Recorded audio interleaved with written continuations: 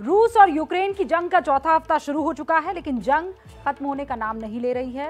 हालांकि दोनों देशों के अधिकारियों के बीच युद्ध समाप्त करने के लिए बातचीत हो रही है, लेकिन इसमें कुछ खास प्रगति नजर नहीं आ रही है और ना नीयत दिख रही है। इसी बीच व्हाइट हाउस ने यह खबर दी है कि अमेरिकी राष्ट्रपति जो बाइडेन कल चीनी राष्ट्रपति शी जिनपिंग से बात करने वाले हैं। बड़ा मुद्दा है यूक्रेन रूस जंग का, वहां पर आपस में चर्चा होगा।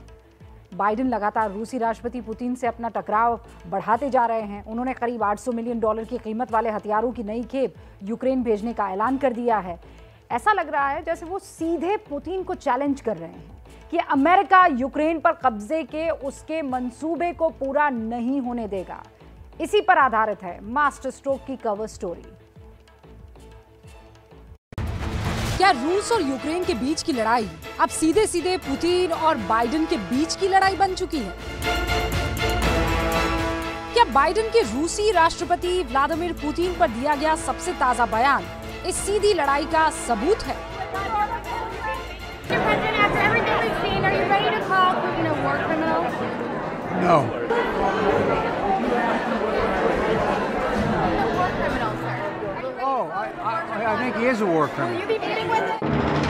पुतिन और बाइडेन के बीच सीधी लड़ाई की बात इसलिए की जा रही है क्योंकि रूस और यूक्रेन के इस जंग में अमेरिका खुलेआम रूस के खिलाफ इस्तेमाल करने के लिए अपने अत्याधुनिक हथियारों को यूक्रेन भेज रहा है। बाइडेन ने $800 मिलियन के हथियार यूक्रेनी सेना को देने का फैसला किया है। Includes 800 anti-aircraft systems to make sure the Ukrainian military can continue to stop the planes and helicopters that have been attacking their people. Also includes 9,000 anti-armor systems. It'll include 7,000 small arms, machine guns, shotguns, grenade launchers. This will include drones, which demonstrates our commitment to sending our most cutting-edge systems to Ukraine for its defense. Biden ने जिस drone system को Ukraine भेजने का फैसला किया है उसका नाम है स्विच ब्लेड। ये बेहद आधुनिक है, बेहद खतरनाक है और बेहद अचूक ड्रोन सिस्टम है जिसे अमेरिका बहुत जल्द यूक्रेन में पहुंचाने वाला है।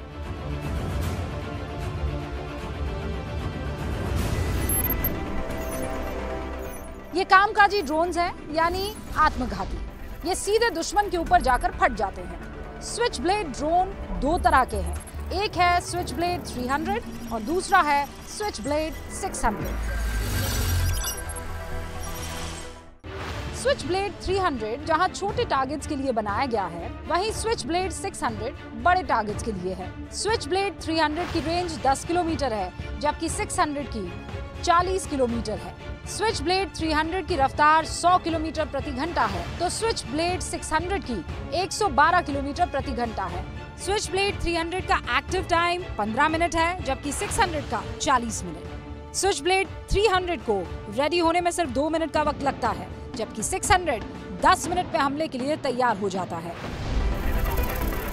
इन्हें स्मार्ट ड्रोन्स भी कहा जाता है क्योंकि मिशन के दौरान जहां भी इन्हें लगता है कि उनके टारगेट के पास कोई सिविलियन है या फिर कोई सिविलियन गाड़ी है, तो ये मिशन को रोक देते हैं। सिर्फ सैन्य गाड़ियों या टारगेट्स को ही निशाना बनाते हैं। तो साफ कहना है कि अगर नेटो या अमेरिका कोई भी देश इस प्रकार से यूक्रेन को हथियारों की सप्लाई करता है तो इसका मतलब वो रशिया का दुश्मन है।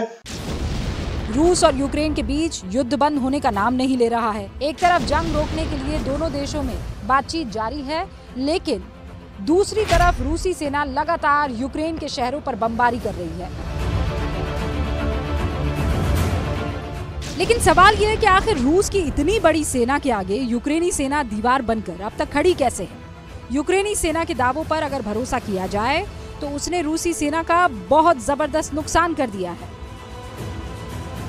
यूक्रेनी सेना को लगातार दूसरे देशों से हथियारों के जरिए मदद मिल रही है। यहाँ पर जो लगातार नेटो कंट्रीज, यूरोप के देश और अमेरिका यूक्रेन को हथियार दे रहे हैं, जिसकी वजह से उनके सैनिक जंग को जारी रखे हुए हैं। रशिया की फ्रस्ट्रेशन बढ़ती जा रही है। अमेरिका के बाद ताजा नाम इसमें स्लोवाकिया का भी है।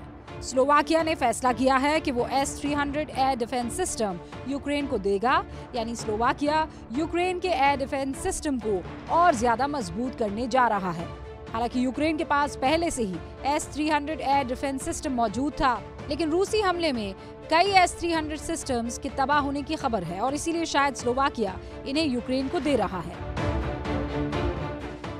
S-300 एयर डिफेंस सिस्टम मुख्य तौर पर सरफेस टू एयर मिसाइल है। इसके जरिए fighter jets, helicopters, ballistic missiles को मार गिराया जा सकता है। इसके वॉरहेड का वजन 13 किलो से 145 किलो तक हो सकता है और इसकी मदद से 25 किलोमीटर से लेकर 150 किलोमीटर दूर मौजूद दुश्मन के किसी भी हवाई हथियार को मार गिराया जा सकता है।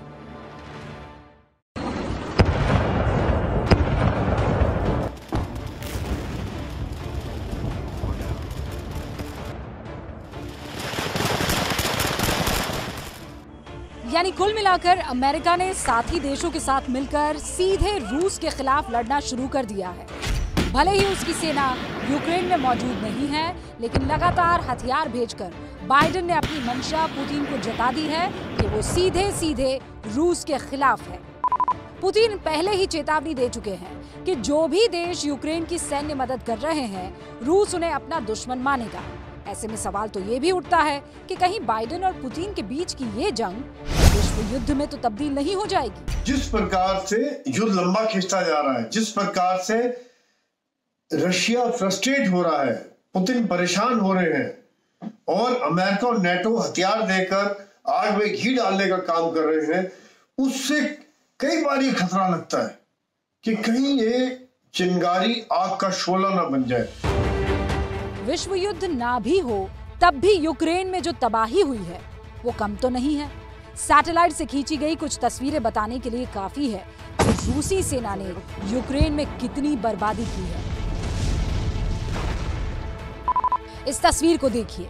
रूसी भाषा में सफेद रंग से इस पर बच्चे लिखा हुआ है, चिल्ड्रन। ये मारियोपोल ड्रामा थिएटर था, लेकिन ये भी हमले का शिकार हो गया।